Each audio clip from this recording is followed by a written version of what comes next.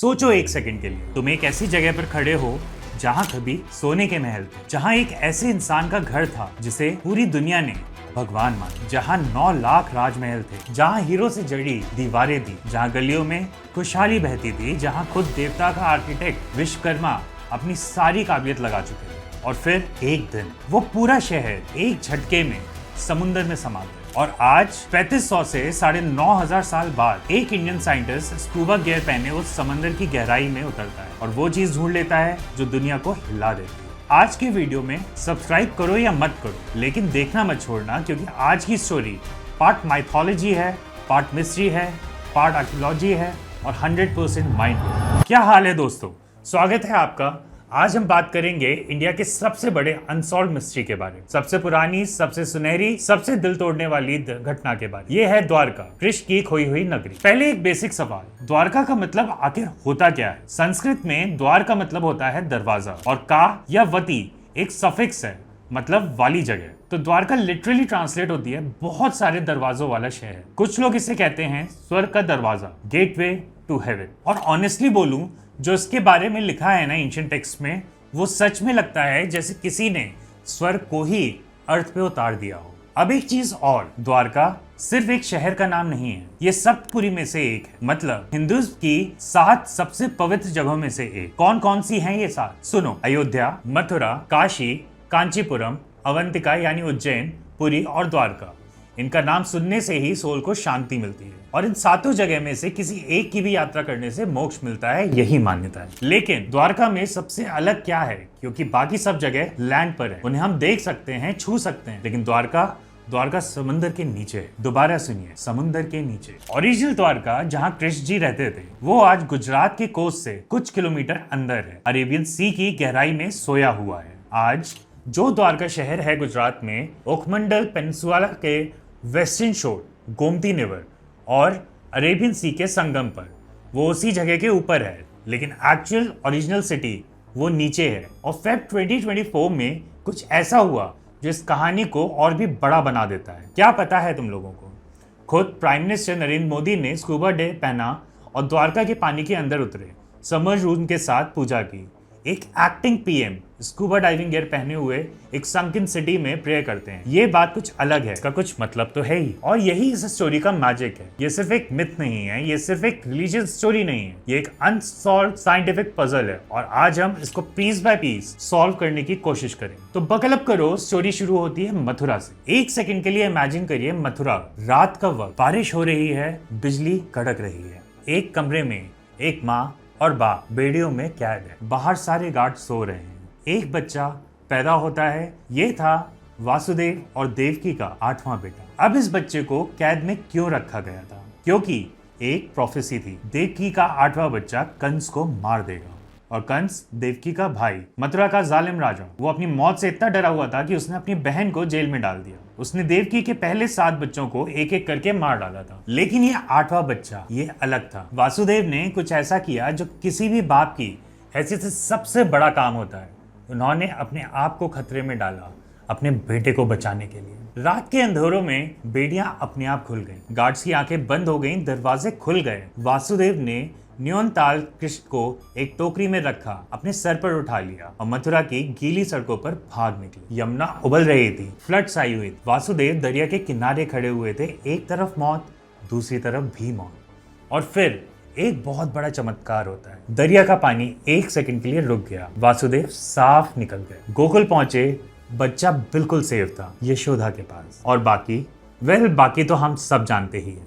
माखन चोर, रासलीला, गोवर्धन पर्वत, कंसवध, पूरा बचपन और जवानी एक सफर था जहां हर पल एक कहानी थी। लेकिन मेरा जो आज का फोकस है वो है कृष्ण की वो जिंदगी जो कंस के बाद शुरू हुई थी, जब एक नया सवाल था, अब आगे क्या? कंस मर गया, मथुरा फ्री हो चुकी थी, वासुदेव और देवकी जेल से बाहर आ गए थे, खुशियां थी, जश्न था। लेकिन प्रॉब्लम ये थी कि इस खुशहाली के पीछे बहुत बड़ा खतरा छुपा हुआ था। जरासंध, वो दुश्मन जो हार के भी नहीं हारा। मगध का महाराजा उस जमाने का सबसे पावरफुल और कंस का ससुर, मतलब कृष्ण ने जिस कंस को मारा था वो जरासंध का दामाद था। अब सोचो, अगर तुम्हारा दामाद मारा जाए तो तुम क्या करोगे? तुम टूट जाओगे। और जरासंध वो टूट के भी नहीं गिरा, बल्कि क्रोध से पागल हो गया था। उसने एक प्रतिज्ञा ले ली, जब तक मैं मथुरा को मिट्टी में नहीं मिला देता और कृष्ण और बलराम का खात्मा नहीं कर देता, मैं चैन से नहीं बैठूंगा। और दोस्तों, उसने ये प्रतिज्ञा निभाई भी। 17 बार जरासंध ने मथुरा पर हमला किया। 17 बार एक मैसिव सेना लेकर आया। हर बार कृष्ण और बलराम ने उसे हराया, हर बार। और हर बार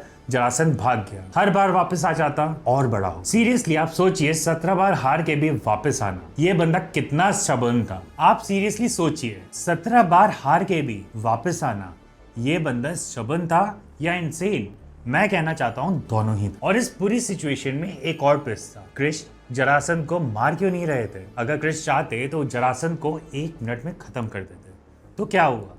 क्योंकि कॉस्मिक प्लान ये था कि जरासंध की मौत भीम के हाथों ही होनी थी। भीम पांडव के सेकंड ब्रदर, जो खास टेक्निक से जरासंध को मारने वाले थे। वो सीन महाभारत में आया भी है और वो एक लेजेंडरी सीन है, लेकिन उस पर अभी हम नहीं जाते हैं। तो सिचुएशन ये थी, जरासंध बार बार आता, हारता और वापस चला जाता, लेकिन मथुरा की प्रजा पिस रही थी। हर बार शहर टूट जाता, लोग मरते, महिलाएं रोती। एक बात सोचिए, कृष्ण के लिए क्या फील होता होगा? वो जानते थे कि जरासंध का खात्मा होगा, लेकिन तभी जब वक्त आएगा, तब तक उनमें से कोई भी उसे नहीं रोक पा रहा था। हर हमलों में मथुरा की प्रजा तड़पती और कृष्ण ये सब देखते रहे। और 18वीं बार सब कुछ बदल चुका था। 18वीं बार जरासंध अकेले नहीं आया था।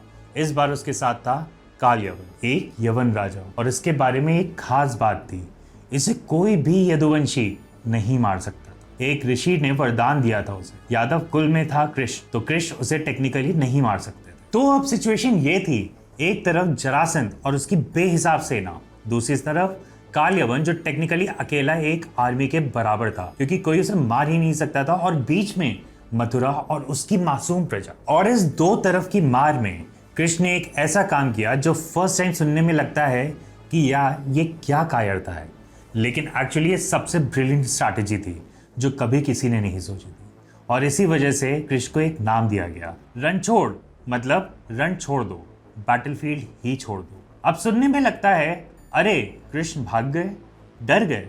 नहीं, एब्सोल्युटली नहीं। जो हुआ वो एक मास्टरपीस था। काल यवन मथुरा के दरवाजे पर आया सेना के साथ, प्रिपेयर्ड था, आज कृष्ण को हराऊंगा। और कृष्ण नंगे पांव सिंगल हैंडेडली बिना किसी सलाह के बाहर निकले। काल यवन ने सोचा अरे कृष्ण मैदान में आ गए, आज इन्हें पकड़ूंगा। और कृष्ण दौड़ने लगे स्लोली, काल यवन पीछे पीछे। शुरू हुआ एक चेस, एक अनबिलीवेबल चेस। काल यवन सोच रहा था आहा कृष्ण भाग रहे हैं, मैं जीत रहा हूँ। यार वो बंदा इतना एक्साइटेड हो गया था, एकदम हीरो फील ले रहा था। अपने आप में एक बहुत बड़ा पावरफुल मास्टर क्लास बन चुका था। लेकिन एक्चुअली कृष्ण ने उसे एग्जैक्टली वहां ले गए जहां वो उसको ले जाना चाहते। एक पहाड़ था, एक गुफा थी, बहुत अंधेरी, गहरी और बहुत ही खामोश गुफा। और उस गुफा में सो रहा था मुचुकुंद। कौन था मुचुकुंद? एक महान राजा। वो देवताओं की तरफ से राक्षसों के अगेंस्ट सालों तक लंबी लड़ाइयां लड़ता रहा। एग्जॉस्ट हो चुका था। मैं अब सोना चाहता हूँ, जी भर कर सोना चाहता हूँ। तो देवताओं ने उसे वरदान दिया था, मेरा वरदान है कि जो भी प्राणी आपको नींद में सोते से जगाएगा, वो तेरी पहली नजर से जल के भस्म हो जाएगा। मुचुकुंद उस गुफा में सो रहे थे सदियों से। कृष्ण गुफा में घुसे, अंधेरा था। उन्होंने मुचुकुंद की चटाई को अपना दुपट्टा ओढ़ा दिया और खुद एक कोने में खड़े हो। काल यवन अंदर आया, उसने देखा कोई सो रहा है। अंधेरे में उसे लगा ये तो कृष्ण है। उसने गुस्से में लात मारी सो रहे इंसान को। मुचुकुंद की आंखें खुली। 1 सेकंड, बस 1 सेकंड, काल यवन तुरंत जल के भस्म हो गया, राख भी नहीं बची। 1 सेकंड के लिए सोचिए क्या हुआ यहाँ। कृष्ण ने बिना एक भी वेपन उठाए, बिना एक भी यादवों का खून बहाए, एक अकेले की दम पर एक अजीब वॉरियर को खत्म कर दिया। सिर्फ एक गुफा, एक स्लीपिंग किंग और परफेक्ट टाइमिंग। इसलिए कृष्ण का नाम रणछोड़। वो बैटलफील्ड से भागे नहीं, उन्होंने एनिमी को गलत बैटलफील्ड पर ले जाकर डिस्ट्रॉय कर दिया था। इसमें कायरता थी कहाँ? ये तो मास्टर स्ट्रोक था। और ये बात सिर्फ माइथोलॉजी में नहीं है, मॉडर्न डे मिलिट्री स्ट्रेटजी में भी इसे कहते हैं forcing the enemy to fight on your own terms, not this. Sun Tzu ने भी ये कहा था, बेस्ट विक्ट्री वो है जिसमें हमारा एक भी सोल्जर ना मरे। कृष्ण ने 1500 BC में वो किया जो मिलिट्री थिंकर्स 2000 साल बाद समझे। अब काल यवन तो चला गया, लेकिन जरासंध वो तो अभी भी था और बार बार आता ही रहे जब तक भीम उसे नहीं मार देते। और उस वक्त तक मथुरा की प्रजा का क्या होगा? इस सवाल का जवाब था द्वारका। ने डिसाइड किया मथुरा की प्रजा को बचाना है, लेकिन एक ऐसी जगह चाहिए जो इनपेनिट्रेबल हो, जहां दुश्मन आसानी से ना पहुंच सके, जहां उनकी प्रजा सेफ हो। और उस वक्त इंडिया के वेस्टर्न कोस्ट पर अरेबियन सी थी और उस सी के बीच में एक स्पेसिफिक जगह जो स्ट्रैटेजिकली परफेक्ट थी। तीनों तरफ से समुद्र, एक तरफ से लैंड, नेचुरल फोर्ट्रेस। लेकिन प्रॉब्लम जमीन ही नहीं थी, वहां पर सिर्फ और सिर्फ पानी था। तब भगवान कृष्ण ने क्या किया? उन्होंने समुद्र देवता उनसे प्रार्थना की। अब आप ये विजुअलाइज करिए, कृष्ण खड़े हैं अरेबियन सी के किनारे, सूरज ढल रहा है और वो बात कर रहे हैं समुद्र से, उसे मना रहे हैं, उसे समझा रहे हैं और समुद्र देवता प्रसन्न हो जाते हैं। उन्होंने कृष्ण को दिया 12 योजन की जमीन, मतलब लगभग 144 स्क्वायर किलोमीटर्स। आप सोचिए, समुद्र ने खुद जमीन निकाली अपनी तह से और दे दी। ये बहुत अजीब बात है और हम बाद में इसको एक और इंटरेस्टिंग एंगल से देखेंगे जब हम साइंस के एंगल से बात करेंगे, क्योंकि एक्चुअली जियोलॉजिकली ये इम्पॉसिबल नहीं है। Coastal land does emerge and submerge, sea levels do change, और लास्ट में आइस एज के बाद एग्जैक्टली यही हुआ था ग्लोबली। लेकिन वो बात की बात, अब जमीन मिल गई, तो अब शहर कौन बनाएगा? कृष्ण ने बुलाया भगवान विश्वकर्मा को, देवताओं के डिवाइन आर्किटेक्ट जो इंद्र का स्वर्ग बना चुके थे, जो माउंट मेरू की दिव्य स्ट्रक्चर्स बना चुके थे। और विश्वकर्मा ने, होल्ड ऑन, ये सुनिएगा, सिर्फ 2 दिनों में द्वारका बना दी। 2 दिन में एक पूरी सिटी, सिर्फ 2 दिन। यार मैं जानता हूं ये सोच के आप लोग बोलेंगे भाई ये मिथ है, कोई शहर 2 दिन में कैसे बन सकता है। मैं भी समझता हूं, लेकिन एक सेकंड के लिए एक डिफरेंट एंगल से सोचिए। हम 2024 में रिकॉर्ड ब्रेकिंग स्पीड से बिल्डिंग्स बनाते हैं। बुर्ज खलीफा 6 साल में बन गया, आईफिल टावर 2 साल में, लेकिन एंशिएंट टेक्स्ट में जो डिस्क्राइब्ड है वो शायद एक डिवाइन एलर्जी है। एक ऐसी कंस्ट्रक्शन थी जो इतनी सीमलेस थी, इतनी परफेक्ट थी, इतनी ज्यादा वेल प्लान थी कि इसे सिर्फ 2 दिन से कंपेयर किया जा सकता है मुंडेन स्टैंडर्ड के हिसाब से। या फिर, और ये पॉसिबिलिटी भी एग्जिस्ट करती है, वो एक्चुअली एक सिविलाइजेशन थी जो टेक्नोलॉजी में भी बहुत ज्यादा एडवांस थी, जिस टेक्नोलॉजी को हम अभी तक समझ ही नहीं पाए। या फिर डिवाइन इंटरवेंशन भी हो सकता है। जो मानते हैं उनके लिए ये परफेक्टली लॉजिकल है। 3 पॉसिबिलिटीज, 3 वर्ल्ड और 3 अलग अलग कन्वर्जन, ये इस स्टोरी का बहुत बड़ा मैजिक है। अब सुनने बैठिए और आंखें बंद कर लीजिए एक सेकंड के लिए। भागवत पुराण में सेज नारद का द्वारका में पहला विजिट डिस्क्राइब हुआ है। उन्होंने जो देखा वो ऐसे डिस्क्राइब किया है। शहर में उद्यान थे जहाँ भंवरे गुनगुनाते थे, तालाब थे जिसमें इंद्र, अम्बोज, कल्हाड़, कुमुद और उत्पल कमल खिले रहते थे। उन तालाबों में हंसों और सरस की आवाजें गूंजती। 9 लाख राजमहल थे जो क्रिस्टल और चांदी से बने हुए थे। वाइट बुलवर्ड्स थे जिसमें पेडेस्ट्रियंस, घोड़े, रथ, सबके लिए अलग पाथ थे। बाजार थे, चौराहे थे, मंदिर थे, रास्ते पर जल छिड़का जाता था ताकि धूल न उड़े। और फिर था कृष्ण का अपना महल, सफायर से सजाई गई थी दीवारें, गार्ड, सर्वन और ज्वेल इयररिंग्स में। और उस एक महल के आसपास 16,108 अलग अलग महल, कृष्ण की 16,108 रानियों के लिए। नारद जी एक महल में गए, कृष्ण वहां थे। दूसरे में गए, कृष्ण वहां भी थे। तीसरे में गए, कृष्ण वहां भी मिले। नारद जी का मतलब एक ही टाइम पर कृष्ण हर जगह कैसे हो गए? ये था कृष्ण का योग माया। अपनी डिवाइन शक्ति से वो एक साथ सबके साथ प्रेजेंट थे। आज हम दुबई के बुर्ज खलीफा को देखते हैं, हैरान हो जाते हैं। मालदीव्स के लग्जरी रिजॉर्ट्स के पिक्स पे गोल्स लिख दे, लेकिन जो द्वारका था डिस्क्रिप्शंस के मुताबिक वो इन सब से 1000 गुना आगे था। ये प्लैनेट का मोस्ट एडवांस सिटी था अपने वक्त में, इसलिए इसे कहते हैं Swarna Dwarka, the golden city. Fun fact time, Harivansh Purana में लिखा हुआ है द्वारका की सिटी प्लानिंग शतरंज की बिसात थी, एक परफेक्ट ग्राइंड। 4 में दरवाजे, चारों तरफ ऊंची फोर्टिफिकेशन वॉल्स और बिल्डिंग्स इतनी ऊंची कि वो आसमान को छू रही थी। ये एग्जैक्ट लाइन्स हैं। और एक और लाइन में जो मुझे पर्सनली बहुत ज्यादा इंटरेस्टिंग लगती है, हरिवंश कहते हैं कि द्वारका एक आसमान से उतरे लैंड पर बनी थी। अब कुछ बात करते हैं द्वारका की जिंदगी के बारे में। इस शहर में क्या होता था, यहाँ पे कैसे रहा जाता होगा। द्वारका एक समुद्री व्यापार का हब था, जहाँ बाहर के राज्यों में मर्चेंट्स आते थे। एक समृद्ध इकोनॉमी थी, सेल्फ सस्टेन इकोनॉमी, और राज करते थे महाराज उग्रसेन। जी हाँ, वही उग्रसेन जो कंस के पिता थे। कृष्ण ने कंस को मारने के बाद उग्रसेन को गद्दी दे दी, खुद राजा नहीं बने थे। ये एक बहुत इंपॉर्टेंट पॉइंट है। कृष्ण ने कभी खुद के लिए राज लिया ही नहीं, वो तो सदा एक फ्रेंड, एक सारथी, एक गाइड बन के रहे। इस शहर में एक दिन एक इंसान आया जिनके आने से ये कहानी मुझे पर्सनली बहुत ज्यादा इफेक्ट करती है। एक टूटा हुआ गरीब ब्राह्मण, हाथ में एक पोता। वो आदमी था सुदामा, कृष्ण के बचपन का दोस्त। गुरुकुल में साथ पढ़ते थे, एक दूसरे के यार थे, लेकिन जिंदगी ने दोनों को अलग अलग रास्ते दे दिए। कृष्ण एक राजा बन गए, सुदामा एक गरीब ब्राह्मण। सुदामा की पत्नी ने एक दिन कहा, क्यों नहीं जाते हो तुम अपने मित्र कृष्ण के पास, वो तुम्हारे दोस्त हैं, कुछ मांगो उनसे। सुदामा ने कहा, नहीं, मैं उन्हें परेशान बिल्कुल भी नहीं करूंगा। लेकिन फाइनली पत्नी के इतने ज्यादा इंसिस्टेंस पर सुदामा चल पड़े। मथुरा से द्वारका तक हजारों किलोमीटर। द्वारका में पहुंचे, शहर की चमक देखी, सोने के दरवाजे देखे, गार्ड्स देखे, और एक सेकंड के लिए रुक गए। मैं यहाँ क्यों आया हूँ, मेरे पास क्या ही है, बस चावल का एक पोटला। लेकिन कृष्ण की दरबारी ने राजा को खबर दी, एक गरीब ब्राह्मण आया है, अपना नाम सुदामा बता रहा है।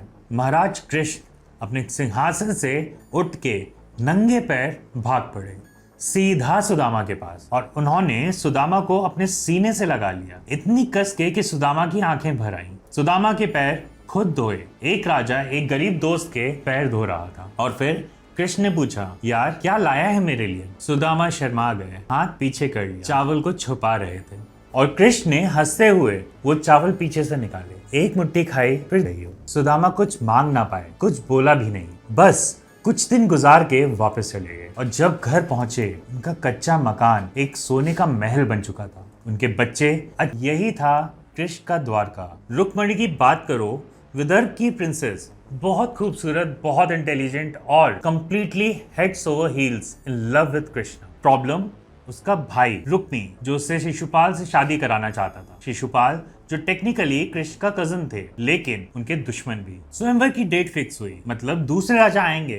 गारलैंड से कृष्ण नहीं, शिशुपाल को चुना जाएगा। रुक्मणी ने एक काम किया जो उस जमाने के लिए बहुत ज्यादा बोल्ड था। उन्होंने खुद एक खत लिखा कृष्ण के लिए, डायरेक्टली लिखा, हे अच्युत, मैं सुनती हूँ तुम दुनिया के सबसे बेस्ट इंसान, मैं सिर्फ तुमसे ही शादी करना चाहती। अगर तुम मुझे स्वयंवर से पहले नहीं ले गए तो मैं अपना जीवन खत्म कर लूंगी।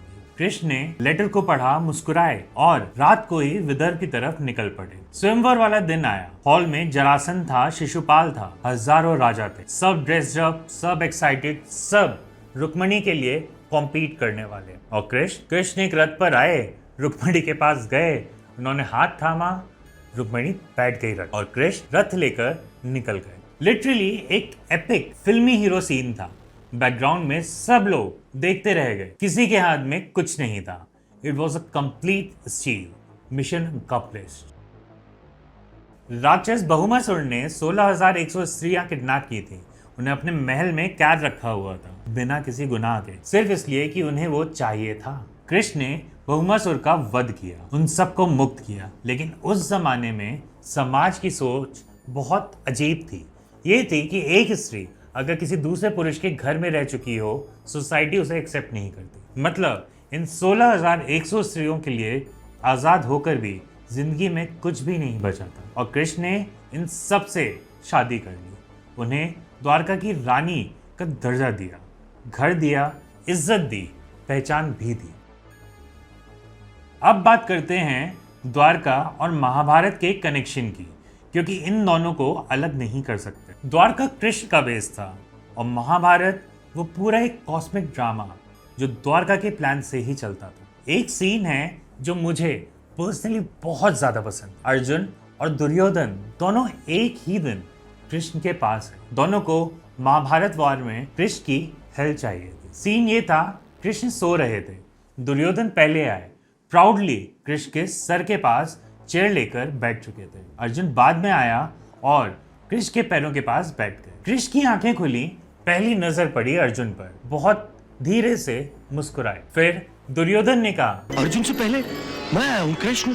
कृष्ण ने कहा, ठीक है, लेकिन मेरी आंखें पहले अर्जुन पर पड़ी थी, तो दोनों को चूज तो करना ही पड़ेगा। एक तरफ मैं पूरी नारायणी सेना, 1 लाख सैनिक, टॉप क्लास वॉरियर्स, दूसरी तरफ अकेला मैं, लेकिन मैं कोई हथियार नहीं उठाऊंगा, सिर्फ सारथी का काम करूंगा। दुर्योधन ने फौरन सेना चुनी। उन्हें वो खुश था, 1 लाख वॉरियर्स मिल गए। उसने सोचा कृष्ण बेवकूफ है। अर्जुन ने कृष्ण को चुना, एक आदमी जो हथियार बिल्कुल भी नहीं उठाएगा। और महाभारत का रिजल्ट तुम जानते ही हो। और कृष्ण की विजडम, वो गीता जो एक रथ में 2 लोगों के बीच हुआ था, एक कंफ्यूज इंसान और एक मुस्कुराते हुए सारथी के बीच। वो बातचीत आज 3500 साल बाद भी दुनिया की सबसे बड़ी फिलोसफिकल गाइड है। मैं पर्सनली बिलीव करता हूँ, चाहे आप रिलीजियस हो या अथीस्ट हो, भागवत गीता एक बार जरूर पढ़नी चाहिए। Not as a religious text but as a guide to living. Anxiety हो, डिप्रेशन हो, कंफ्यूजन हो, यार अर्जुन की कंफ्यूजन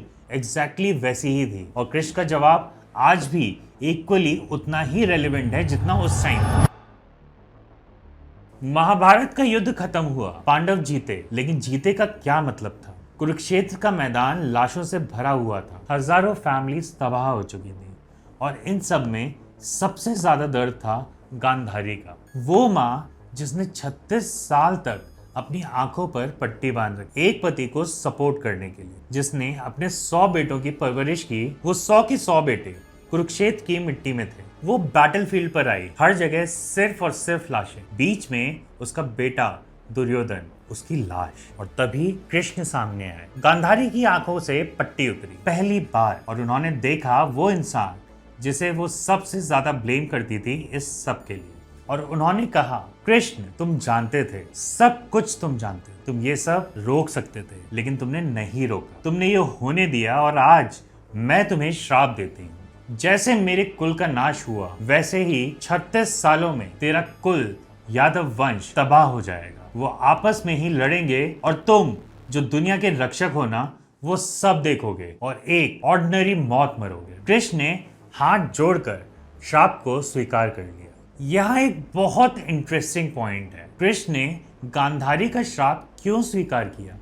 वो चाहते तो अपनी योग माया से इसे रोक सकते थे। वो ऑलरेडी जानते थे यादव वंश का प्राइड बड़ा हो रहा था, उनका अहंकार बढ़ रहा था, और अब अगर ये अहंकार बढ़ता रहता तो इससे भी बड़ी तबाही आ जाती। गांधारी का श्राप एक्चुअली वो काम कर रहा था जो कृष्ण चाहते ही थे, एक नियति, time bound and instead of a prolong corrupt existence. 36 साल बीते और द्वारका में कुछ अजीब होने लगा। यादव जो दुनिया के महान योद्धा थे, अब एरोगेंट हो गए थे। उनका प्राइड स्काई हाई था और ये प्राइड उन्हें अंदर से खा रही। एक दिन कुछ ऋषि मुनि आए, विश्वामित्र, नारद, कंस जैसे महान हस्ती। यादव युवकों ने, जिसमें कृष्ण का बेटा सांबा भी था, उन्होंने एक प्रैंक किया। सांबा को स्त्री का वेश पहनाया, उन्होंने ऋषियों के पास ले गए और मजाक में पूछा, ऋषि जी इसके पेट से क्या जन्मेगा? ये एक बहुत बड़ी गलती थी। ऋषियों ने तुरंत समझ लिया ये इनका मजाक उड़ा रहे थे और वो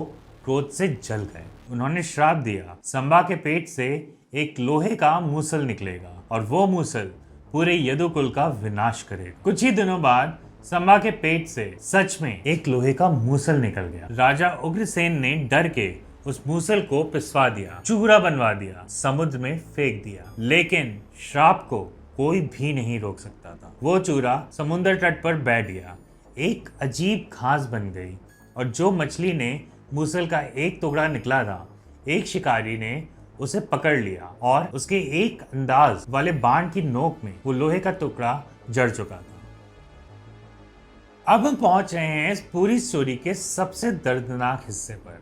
अब शकुन शुरू हो चुके थे। द्वारका में चारों तरफ बुरे साइंस चल रहे थे। समुद्र की लहरें आसमान से भी ऊंची होने लगी। आकाश में उल्कापात होने लगा था। सूरज और चांद का रंग बदलने लगा। कृष्ण को पता था वक्त आ चुका था। उन्होंने सब यादवों को प्रभसा तीर्थ की यात्रा पर जाने का आदेश दिया। शायद सोचा किसी पवित्र जगह पर जाएं, प्रेयर्स करें, कुछ शांत हो। प्रभास में पहुंचे सब, लेकिन वहां जो हुआ वो अपने आप में बहुत बड़ी ट्रेजेडी थी। बहुत ज्यादा मदिरापान किया। शहर के लोग जो कभी योद्धा थे नशे में धुत हो चुके थे। किसी बात पर झगड़ा शुरू हुआ और फिर एक ऐसी चीज हुई जो बिल्कुल इम्पॉसिबल साउंड करता है। उन यादवों ने समुद्र के किनारे उग रही वो एक घास जो उस मूसल के चूरे से बनी थी तोड़नी शुरू कर दी, और जब वो घास हाथ में आती थी मूसल बन जाती थी। एक अजीब सुपरनैचुरल क्वालिटी थी उस घास में। और फिर यादवों को मारने लगे। दुनिया का सबसे बड़ा योद्धा जो महाभारत में हजारों को अकेले मारता था, आपस में ही एक दूसरे को मारने लगे। एक के बाद एक यदुवंश के महान योद्धा आपस में ही लड़ाई में खत्म होते चले। बलराम जो कृष्ण के बड़े भाई थे वो ये सब कुछ देख रहे थे। उनका दिल टूट चुका। समुद्र तट पर चले गए, बैठ गए, आंखें बंद की और समाधि ले ली। उनकी आत्मा एक सफेद सांप के रूप में निकली और समुद्र में समा चुकी। और फिर कृष्ण ने अर्जुन को मैसेज भेजा, द्वारका बुलवाया। उन्होंने कहा द्वारका जल्दी ही डूब जाएगी, तुम आओ, नागरिकों को सबको ले जाओ, इंद्रप्रस्थ पहुंचा दो। अर्जुन आए, उन्होंने सब लोगों को साथ लिया, निकलने लगे शहर से। और कृष्ण अकेले, बिल्कुल अकेले एक जंगल की तरफ जा चुके थे। एक पेड़ के नीचे बैठ गए, आंखें बंद की, मेडिटेशन में जा चुके थे। उसी वक्त एक शिकारी जो जंगल में था, जरा ने दूर से देखा, पैरों के बीच कुछ हिल रहा। उसने सोचा हिरन का पैर है। उसने निशाना लगाया और वो तीर चलाया। तीर लगा कृष्ण के पैरों के तलवे में। जरा दौड़ के आया, हाथ जोड़कर बोला, प्रभु मुझसे बहुत बड़ी गलती हो गई है, मुझे माफ कर दीजिए।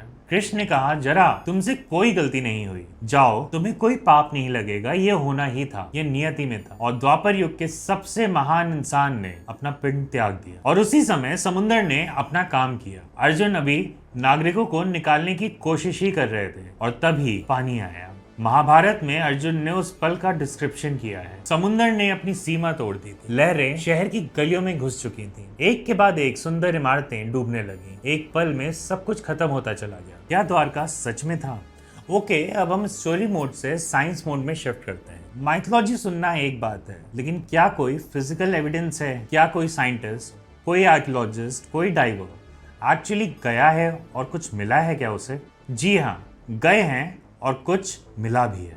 और वो क्या मिला, सुन के आप हैरान हो जाएंगे।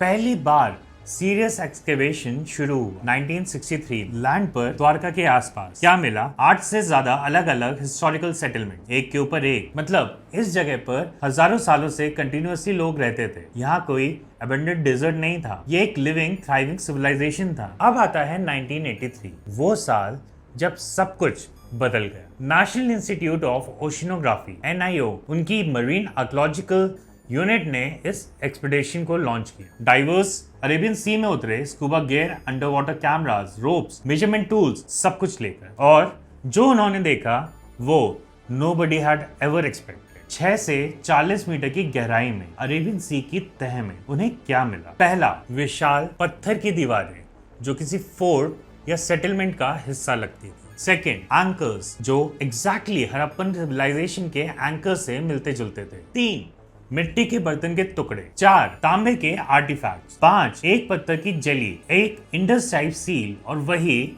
जो मोहनजोदारो और हड़प्पा में भी मिली थी। इस पूरे एक्सपीडिशन का हीरो था एक आदमी, doctor Shikaripura Ranganathan Rao, doctor SR Rao, जिसे लोग प्यार से कहते थे इंडिया के समुद्री पुरातत्व का पितामह। एक साइंटिस्ट जिसने अपनी पूरी जिंदगी, पूरी लाइफ इस एक सवाल के पीछे लगा दी, क्या द्वारका रियल था? 1983 से 1990 तक, 7 सालों तक डॉक्टर राव और उनकी टीम बार बार समुद्र में उतरते रहे। हर बार कुछ नया मिलता रहा, हर बार एविडेंस स्ट्रॉन्ग होते जा रहे हैं। फाइनल कंक्लूजन, डॉक्टर राव ने कहा, मेरे पास जो भी एविडेंस हैं वो कंफर्म करते हैं कि 1500 BC में यहाँ एक एडवांस सिटी या फिर स्टेट था जिसके कुछ सैटेलाइट टाउन्स भी थे, और ये महाभारत वाली द्वारका है। कार्बन डेटिंग, सुनिए ध्यान से।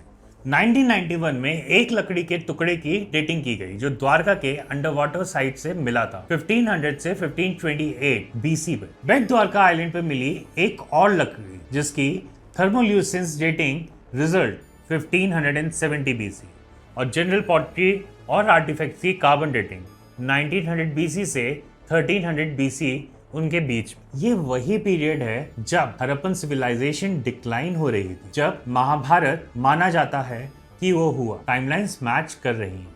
120 से ज्यादा पत्थर के लंगूर मिले हैं द्वारका के आसपास, अलग अलग शेप्स में, ट्रायंगुलर, प्रिज्मेटिक, रिंग स्टोन। ये एंकर्स एक बहुत इंपॉर्टेंट बात बताती कि द्वारका सिर्फ एक सिटी नहीं थी, एक मेजर ट्रेडिंग पोर्ट भी था जहां पर जहाज आते थे, मर्चेंट्स भी आते थे, इंटरनेशनल ट्रेड होता था। और टाइप्स के हिसाब से ये एंकर्स मैच करते हैं bronze age Indian ocean trade networks के साथ 1500 टू 3000 BC। अब आता है सबसे इंपॉर्टेंट साइंटिफिक क्वेश्चन, द्वारका डूबा क्यों? क्या जेन्युइनली एक पूरी सिटी समुद्र में डूब सकती है क्या ये साइंटिफिकली पॉसिबल है? बिल्कुल पॉसिबल है। और ये सिर्फ पॉसिबिलिटी नहीं, ये एक प्रूवन जियोलॉजिकल फैक्ट है। देखिए, दुनिया की लास्ट आइस एज खत्म हुई रफली 12,000 से 10,000 साल पहले। जब आइस एज खत्म होती है, ग्लेशियर्स पिघलते हैं और समुद्र का पानी के लेवल बढ़ाते हैं। लास्ट आइस एज के बाद ग्लोबल सी लेवल्स 120 मीटर तक बढ़े थे। आप सोचिए, 120 मीटर ऊपर उठना मतलब दुनिया के हजारों कोस्टल सिटीज पानी में डूब गए होंगे। इंडिया के कोस्ट पर भी गल्फ ऑफ कैम्बे यानी कम्बट की खाड़ी, उसमें 2001 में एक और माइंड ब्लोइंग डिस्कवरी हुई थी। एक 8 किलोमीटर लंबा सबमर्ज सिटी मिला, अंडर वाटर, डेप्थ 36 मीटर और कार्बन डेटिंग 9,500 साल पुराना। ये मोहनजोदारो से भी 5,000 साल पुराना है।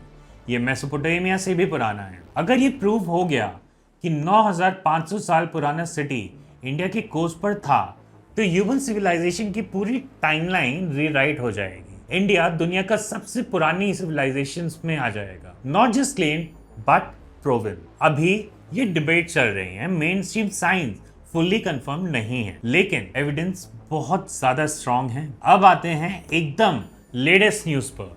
2025 मतलब पिछले साल की ही बात है। Archaeological survey of India ASI ने 2025 में द्वारका के लिए अब तक की सबसे एडवांस एक्सपीडिशन लॉन्च कर दी। सुनिए, साइड स्कैन सोनर समुद्र की तली का एक डिटेल्ड 2D मैप बनाता है। Multi beam surveys, 3D mapping of sea floor, photogrammetry, under water structures का exact 3D model, sediment coring, तली की मिट्टी से हिस्ट्री पढ़ना, optically stimulated luminescence dating, exact age का पता लगाना बिना डायरेक्ट कार्बन सैंपल के। मार्च 2025 में सर्वेस कंप्लीट हुए और प्रिलिमिनरी रिजल्ट्स आए। गोमती क्रीक से ईस्टर्न साइड पर 5 से 12 मीटर की गहराई में मिले हड़प्पन स्टाइल स्टोन एंकर्स का एक क्लस्टर, मतलब एक ही जगह बहुत सारे एंकर्स, वो भी ग्रुप। ये सजेस्ट करता है कि वहां एक डेजिग्नेटेड पोर्ट एरिया भी था। इंस्क्राइब्ड पॉटशर्ट्स मतलब मिट्टी के बर्तन के टुकड़े, तांबे की अंगीठियां, copper rings, L shaped dressed stone segments, एक पत्थर का टुकड़ा जो क्लियरली मैनुअली काटा और तराशा गया था, मतलब ये नेचुरली शेप नहीं था, किसी ने इसे पर्पस से ही बनाया था। Provisional dating 1800 to 1500 BC। और एक खास बात जो मुझे पर्सनली काफी इंस्पायरिंग लगती है, इस एक्सपीडिशन में पहली बार मेजॉरिटी वुमेन डाइवर आर्कियोलॉजिस्ट थी। डॉक्टर अपराजिता शर्मा, पूनम विन, राजकुमारी बरबीना। ये एक 5 मेंबर कोर टीम थी जिसने इस एक्सपीडिशन को लीड किया। समुद्र की गहराई में 3500 साल पुरानी सिटी के सबूत ढूंढती हुई वुमेन साइंटिस्ट। अगर ये सिनेमैटिक नहीं है तो आई डोंट नो और क्या ही होगा। और फिर 2024 में जब खुद प्राइम मिनिस्टर मोदी ने स्कूबा डाइविंग की और अंडर वाटर रून्स के पास प्रेयर्स की, तो वो सिर्फ एक फोटो ऑप नहीं था, वो एक सिग्नल था कि गवर्नमेंट सीरियस है इस एक्सकेवेशन के बारे में। मोदी जी ने बाद में कहा डिवाइन एक्सपीरियंस, और मैं बिलीव करता हूं उन्हें। हजारों साल पुराने रून्स के पास समुद्र की गहराई में वो क्या अनुभव होता होगा। ASI ने कंफर्म किया है 2026 में और भी गहरी खुदाई हो, न्यू एरियाज, न्यू टेक्नोलॉजी, और hopefully will have new answers as well. रहस्य जो अभी भी बाकी है, there are certain unsolved questions. Let's be honest, जो प्रूव हुआ है, एक 3500 से 9500 साल पुरानी मानव बस्ती द्वारका के कोस्टल एरिया में थी, ये अनडिनाइबल हो चुका है। दूसरा, हड़प्पन पीरियड के आर्टिफैक्ट्स मिले हैं, इंडस वैली सिविलाइजेशन के साथ डायरेक्ट कनेक्शन प्रूव करता है। तीन, ये एक मेजर ट्रेडिंग पोर्ट था, स्टोन एंकर्स उसका सॉलिड प्रूफ है। चार, समुद्र का स्तर बढ़ा है इस एरिया में और कुछ लैंड डूब गई है, ये चीज जियोलॉजिकली प्रूव हो चुकी है, पर अभी तक कुछ चीजें हैं जो प्रूव नहीं हुई। एक, 9 लाख राजमहल वाली सिटी अभी नहीं मिली है। पुरानी डिस्क्रिप्शंस इतनी ग्रैंड है कि उसे मैच करने वाला फिजिकल स्ट्रक्चर अभी तक समुद्र से नहीं मिला। दूसरा, एग्जैक्ट कनेक्शन विद कृष्णा, मतलब डायरेक्ट आर्कियोलॉजिकल प्रूफ कि ये श्री कृष्णा की सिटी थी, अभी भी डिबेट में है। तीसरा, एग्जैक्ट फ्लडिंग मैकेनिज्म, सुनामी था, स्लो सी लेवल राइज था या कोई और जियोलॉजिकल इवेंट था, अभी भी कंफर्म नहीं हुआ है। और कुछ सवाल ऐसे हैं जो मैं पर्सनली बहुत ज्यादा इंटरेस्टिंग मानता हूँ। सवाल नंबर 1, क्या द्वारका और गल्फ ऑफ कैम्बे की 9500 साल पुरानी सिटी एक ही थी? कुछ रिसर्चर्स यही मानते हैं। अगर ये प्रूव हो गया तो द्वारका दुनिया की सबसे पुरानी नोन सिटी होगी। सवाल नंबर 2, क्या श्री कृष्ण एक हिस्टोरिकल फिगर थे? मथुरा में 3500 साल पुराने सेटलमेंट्स का प्रूफ है, द्वारका में उसी पीरियड के। इन दोनों का एक कनेक्टेड सिविलाइजेशन का हिस्सा होना पॉसिबल नहीं, प्रोबेबल है। सवाल नंबर 3, भागवत पुराण का डिस्क्रिप्शन, 9 लाख राजमहल, क्रिस्टल और चांदी की बिल्डिंग्स, नीलम की दीवारें, क्या ये लिटरल था या आर्कियोलॉजिकल? वो एक सिटी की रियल डिस्क्रिप्शन थी या एक पोएट ने उस सिटी का इमोशनल ट्रिब्यूट दिया था? मैं आपसे सीधी बात करता हूँ, मैं नहीं जानता, कोई नहीं जानता। अभी साइंटिस्ट डिबेट कर रहे हैं, आर्कियोलॉजिस्ट डिग कर रहे हैं, रिलीजियस स्कॉलर्स आर्ग्यू कर रहे हैं, लेकिन ये जो अनसर्टेनिटी है, यही तो इस स्टोरी का मैजिक है। अगर सब कुछ प्रूव हो जाता है तो ये एक टेक्स्ट बुक एंट्री होती, क्योंकि ये अभी अनआंसर्ड है, इसलिए ये अलाइव है। अब बात करते हैं जो आज है, द्वारकाधीश मंदिर। गुजरात के द्वारका में ये मंदिर 5 मंजिलों का 78.3 मीटर्स ऊंचा। ये वो जगह है जहां कृष्ण के पोते वज्रभर ने अपने दादा की याद में टेंपल बनवाया। 72 स्तंभ, एक में 52 गज लंबी ध्वज जो हर रोज बदली जाती है, 2 दरवाजे, मोक्ष द्वार और स्वर्ग द्वार। आदि शंकराचार्य ने यहाँ अपने 4 धामों में से एक शारदा पीठ उसको एस्टैब्लिश किया। हर साल लाखों श्रद्धालु आते हैं। जन्माष्टमी पर तो यहाँ एक अनबिलीवेबल क्राउड होती है। रात को मंदिर की घंटों की आवाज और समुद्र की लहरें एक साथ एक ऐसा फीलिंग क्रिएट करती है जो वर्ड्स में कोई भी डिस्क्राइब ही नहीं कर सकता। और फिर है बेट द्वारका, एक छोटा सा टापू। मेन द्वारका से नाव से करीब आधा घंटा लगता है। यह माना जाता है कृष्ण के पर्सनल रेजिडेंस होते थे, उसको पूरे राज को ऑपरेट करते थे। बेट द्वारका में हड़प्पन पीरियड के रून्स 1570 बीसी के, और यहाँ एक ऐसा ऑरा है जो कुछ लोगों को फील कराता है एक डीप इनर शांति। अगर कभी चांस मिले तो द्वारका जरूर जाइएगा। सुबह सुबह सूर्योदय के वक्त समुद्र के किनारे खड़े हो जाइए, वहाँ ठंडी हवा, वो लहरें, वो मंदिर की घंटियों के इको, और वो थॉट कि इन पानियों के नीचे कहीं वो शहर अभी भी है। ये एक्सपीरियंस प्राइसलेस हो। दोस्तों, आज हमने एक बहुत लंबी यात्रा की है। एक बच्चे की जन्म की कहानी से शुरू हुई जो मथुरा की एक जेल में हुआ, एक राजा की स्टोरी देखी जिसे पूरा एक सिटी बनवाया सिर्फ इसलिए क्योंकि उसकी जो प्रजा है ना वो सेफ रह सके। एक इंसान की बात की जिसने 16,100 जंजीरों में कैद औरतों को आजाद करके इज्जत दी। एक वॉरियर की बात की जो कभी भागा नहीं, बस एनिमी को अलग बैटलफील्ड पर ले गया। एक दोस्त की बात की जिसने एक गरीब के लिए थ्रोन छोड़ा और नंगे पांव भागा। और फिर देखा एक पूरी सिविलाइजेशन का अंत, एक माँ का श्राप, एक मूसल, एक घास, एक बाण और एक फाइनल स्माइल। और फिर देखा एक साइंटिस्ट जो 7 सालों तक समुद्र में घुस घुस के ढूंढता रहा उस सिटी को जो एक दफा थी। और फिर देखा 2025 की एक टीम को जो सोनार और फोटोग्रामेट्री लेके गई और जो एविडेंस लाई, वो कह रहा है यहाँ कुछ तो था, कुछ रियल था। मैं आपसे एक चीज पूछना चाहता हूँ और इसका जवाब आप कमेंट्स में जरूर दीजिएगा। क्या द्वारका एक मिथ है, ये एक लॉस्ट सिटी? आपका इस बारे में क्या सोचना है? मेरे लिए ट्रुथ इन दोनों के बीच का है। मिथ और हिस्ट्री कभी कभी एक ही कॉइन के 2 साइड्स होते हैं। एक साइड पर डिवाइन स्टोरी, दूसरी साइड पर ह्यूमन ट्रुथ। किसी ने काफी सुंदर बात कही थी, myths are truth that haven't been dug up yet. और द्वारका का ट्रुथ लिटरली डिग होना बाकी है। एएसआई की टीम काम कर रही है, टेक्नोलॉजी बेटर होती जा रही है दिन पर दिन। एक दिन वो जवाब भी हम सबके सामने आ ही जाएगा। तब तक हम इन वेव्स को देखते रहते हैं, वो हर लहरें कुछ ना कुछ तो कह ही रही हैं, कुछ पुराना, कुछ गहरा, कुछ बहुत ही खास। जब अगली बार आप गुजरात जाओ या कहीं भी किसी भी कोस्टल जगह पर खड़े हो और समुंदर की गहरी नीली लहरें देखो, तो तो एक बात सोच लेना, क्या पता इन पानी के नीचे कहीं एक सुनहरा शहर अभी भी सो रहा हो। यही सोचते सोचते मैं बार बार इस टॉपिक पर आता हूँ। यही सोचते सोचते डॉक्टर SR राव ने 7 साल समुद्र में बिताए। यही सोचते सोचते PM मोदी ने स्कूबा गियर पहना। और यही सोचते सोचते आज भी द्वारका के घाटों पर लाखों लोग सुबह सुबह आके उस समुद्र को प्रणाम करते हैं। द्वारका डूबा, लेकिन वो शहर जो इंसानों के दिलों में बसा हुआ है वो कभी नहीं डूबा। जय द्वारकाधीश, जय श्री कृष्ण। आपको ये वीडियो अच्छी लगी हो तो प्लीज लाइक कीजिएगा। सीरियसली, एक लाइक करने में 0.3 सेकंड्स ही लगते हैं और उस एक लाइक से मुझे पता चलता है कि ये टॉपिक और कितना ज्यादा एक्सप्लोर करना चाहिए। सब्सक्राइब जरूर कीजिएगा, क्योंकि आने वाले वीडियोस में हम आगे एक्सप्लोर करेंगे राम सेतु। क्या वो एक्चुअली एक इंजीनियर ब्रिज था? मोहनजोदारो, वो सिविलाइजेशन क्यों खत्म हुई? गल्फ ऑफ कैम्बे, क्या वो दुनिया की सबसे पुरानी सिटी है? और एटलांटिस, क्या इंडिया और ग्रीस की स्टोरीज एक्चुअली कहीं ना कहीं कनेक्टेड है? कमेंट में बताइए आप क्या बिलीव करते हो, द्वारका रियल थी? और वीडियो के इस टॉपिक पर आपको क्या चाहिए? कुछ और एक्स्ट्रा इन्फॉर्मेशन चाहिए तो प्लीज कमेंट करके पूछिएगा और नेक्स्ट टॉपिक के बारे में भी बताइएगा। और अगर कोई दोस्त है जिसको हिस्ट्री और मिस्ट्री दोनों पसंद है, उसके साथ ये वीडियो जरूर शेयर कीजिए। मिलते हैं नेक्स्ट एपिसोड में, तब तक क्यूरियस रहिए, खोजते रहिए।